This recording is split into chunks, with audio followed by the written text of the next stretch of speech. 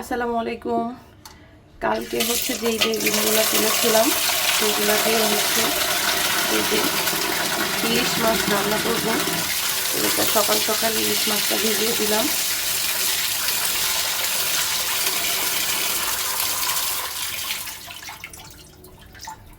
এখানে আমি মাছগুলোকে একদম কেটে ধুয়ে পরিষ্কার করে এনেছি।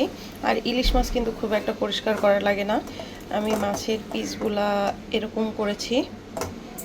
তো এখন আমি হচ্ছে বেগুনটা কেটে নিব। তো বেগুনের গায়ে যেহেতু অনেক মাটি লেগেছিল তার জন্য বেগুনগুলো একটু হচ্ছে ধুয়ে নিলাম। নিয়ে এবার হচ্ছে এগুলো আমি কেটে একটু পানির মধ্যে দিয়ে রাখবো।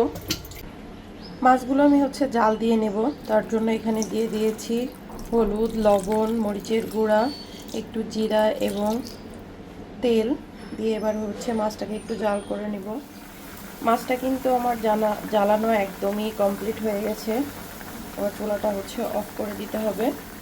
বেগুনটাও কেটেই যে পানিতে ভিজিয়ে দিয়েছি। এবার হচ্ছে তরকারি রেডি করব। আমি এখানে তেলটা কিন্তু একটু অল্প পরিমাণে দিয়েছি, যেহেতু মাছের মধ্যে তেল দিয়েছিলাম।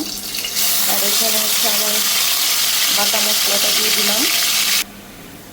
বাটা মশলার মধ্যে আমি দিয়েছি হচ্ছে মরিচ বাটা, কাঁচা মরিচটা আমি এখানে ব্যবহার করেছি, আর জিরা বাটা, একটু পেঁয়াজ বাটা, একটু রসুন দিয়ে একসাথে হচ্ছে পেস্ট করে নিয়েছি।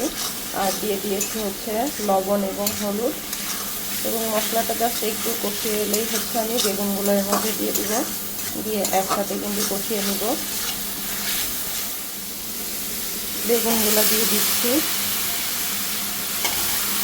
বেগুনের সাথে এখানে আমি হচ্ছে 2টা আলু দিয়েছি।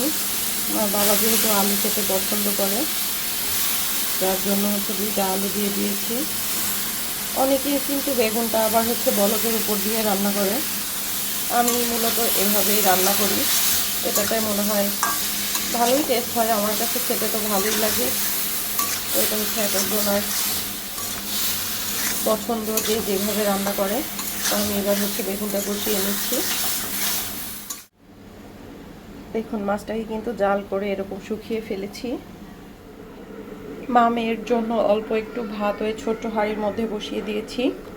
আর এদিকে তরকারিটাও কিন্তু কষানো হয়ে যাচ্ছে। এখন আমি এর মধ্যে ঝোলের পানি দিয়ে দেব। ঝোলের পানিটা দিয়ে দিয়েছি। একটু বলক উঠলেই মাছগুলো দিয়ে দিব।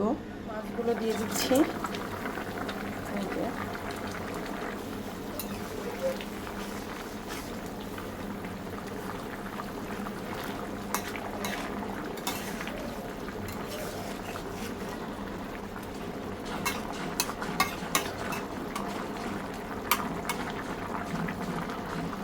এবার উপরে একটু জিরা গুঁড়া ছড়িয়েই নামিয়ে ফেলবো। যেহেতু আমি ইলিশ মাছের পাতলা ঝোল করতেছি, এই জন্য একটু ঝোল ঝোল রাখবো। তো এই পর্যায়ে হচ্ছে চুলাটা বন্ধ করে দিব। ভাতটাও রান্না প্রায় কমপ্লিট, তরকারিটাও হয়ে গেছে। তো এই ছিল হচ্ছে আজকের আমার সেই গাছের বেগুন দিয়ে ইলিশ মাছ রান্না। তো কেমন হয়েছে সবাই একটু কমেন্ট করে জানাতে ভুলবেন না। তো আল্লাহ হাফেজ।